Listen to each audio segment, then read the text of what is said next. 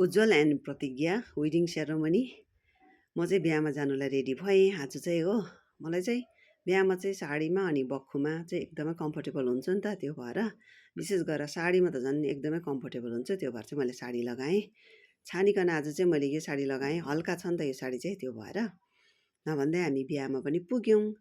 अनि यस्तो प्रकारको डेकोरेसनहरू रहेछ आजको बिहाको चाहिँ, यस्तो प्रकारको। अनि आसिङ र म गएको आज चाहिँ, आसिङलाई बाटोमा भेटेँ मैले, अनि बेहुला बेहुलीलाई भेटेँ यहाँनिर।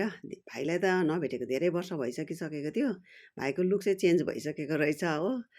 अनि र पनि आज चाहिँ भेटेँ होइन, एकदम खुसी लाग्यो, एकदम राम्रो देखेको। हाम्रो बेहुला बेहुलीलाई एकदम पर्फेक्ट जोडी, एकदम राम्रो देखिरहेको थियो हो।